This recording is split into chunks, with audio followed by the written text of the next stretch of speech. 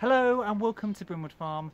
So tonight on this lovely cool evening I want to start planting out my cutting garden for the coming year. I've done a lot with veggies so far, but I haven't done a ton with cutting flowers. I've got some seedlings on the go, I've got some of last year's plants to put in, so we're going to start prettifying this patch behind me.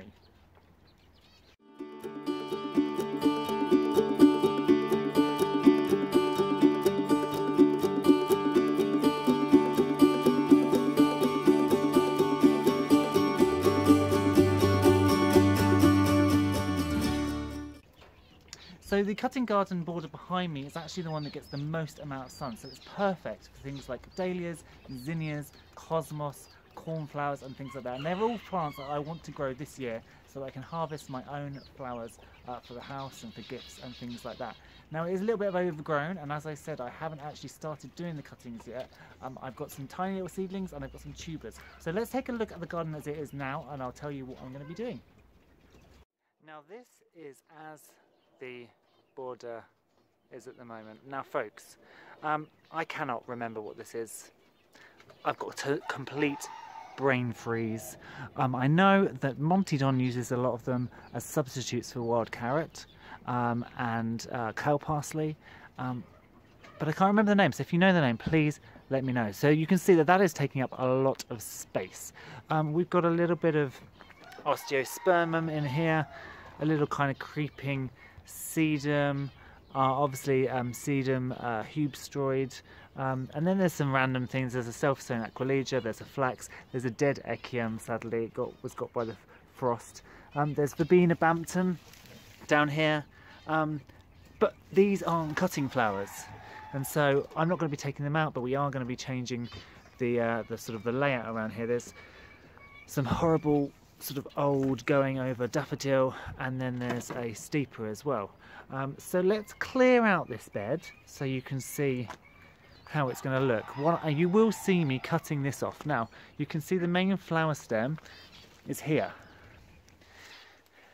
and it's got plenty of top leaf growth. So what I'm actually going to do is I'm going to take off these leaves. It doesn't actually need them, and it means all of this ground underneath can be opened up for other plants.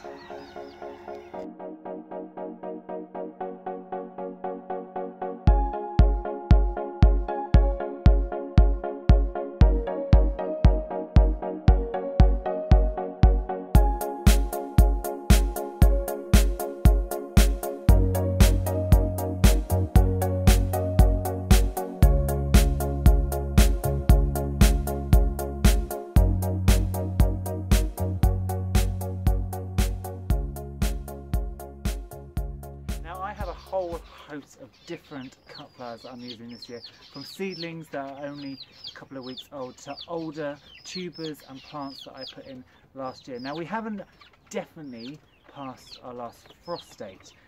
Down here in southeast England I think we can pretty much be affirmed that we won't have a frost, and if I do see temperatures are getting low I will go out and cover this bed with a bit of fleecing just to protect the smallest of plants. It's also a worthwhile idea if you're putting out tiny baby seedlings to keep some back.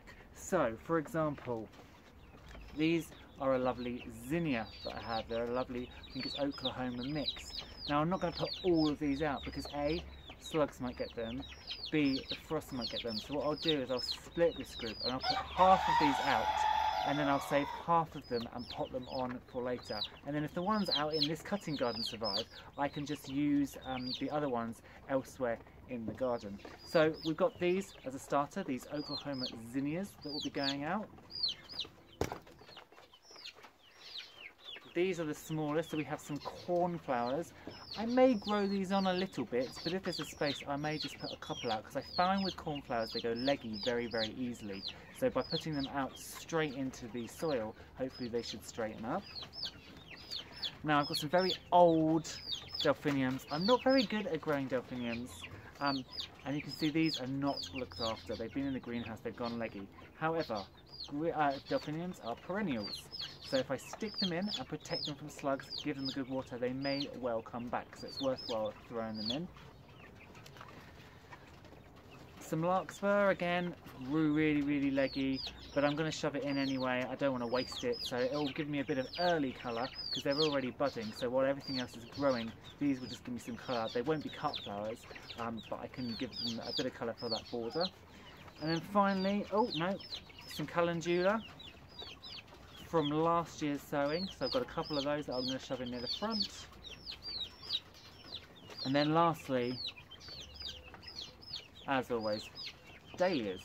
So these dahlias, you can see they are starting now to get some nice growth on them. The tubers have come awake after the winter season. I normally plant my dahlias down the bottom. Sorry, my chickens are making so much noise.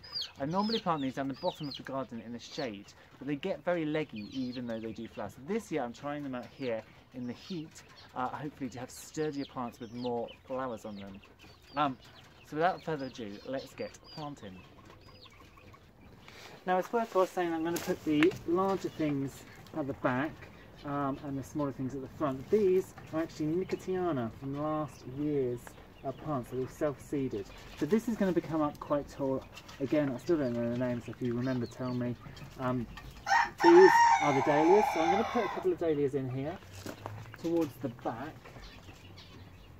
I might even put that there. Now with the dahlias, you want to plant them obviously so the shoots are coming up. Now I often start my dahlias off in pots because they are a slug favourite. So I will have to keep an eye on slugs and snails coming out to chew these off. What I will do is I'll start some more off inside, in pots, and establish them. But I will, because this is close to the house, I will keep an eye on the snail population, and I'll grab them. We're quite lucky here that I've got a lot of leopard slugs, which actually are carnivorous and they eat other slugs. So I don't have a massive problem with slugs. I do have a bit of an issue with snails, although I've discovered the new beautiful ducklings adore snails. So whenever I find snails, they get fed straight to the ducks. But I'm not going to plant it too deep because I actually want these shoots to start coming up fairly soon. And it helps if I can remember where it is as well. There are also little bits of seeding that's self-seeded, that self-rooted itself.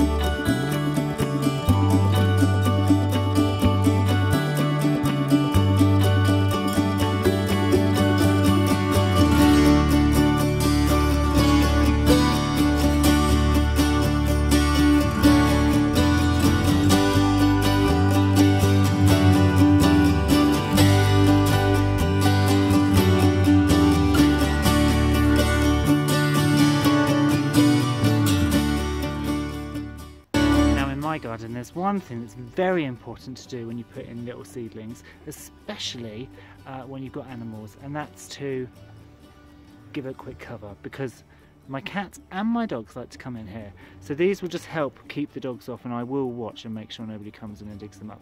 You can see I've actually put 3 in over the main spots where I've put some of the young plants. Now I have put them quite close together, and that's because I'm actually going to be harvesting a lot of these flowers, so it doesn't matter if they're crammed in together. They're annuals, they won't be lasting past a year, so it doesn't matter, you know, that the zinnia's here and there's a cornflower here and another cornflower here and another zinnia and a nicotiana. They're all really, really close, but they would all push up through that and create this lovely cutting garden. So that is the start of what shall be, hopefully, a very, very pretty patch for the year to come. So that's it. all the plants are in, and I may put more in over the coming weeks and months, especially from those little seedlings that I haven't put out here that I'll be growing on in pots, and some of the dahlias too. But that is the start of the cutting garden. Popped in, I'll give it a good water, and it is supposed to rain over the next few days, so that will help water it in as well. I'd love to hear from you if you've got any comments, so just hit the comment below, hit subscribe so you don't miss in the future how this is going to look. If you're on Facebook, come across and join us on Brimwood Farm's community group, but for now I will say bye bye.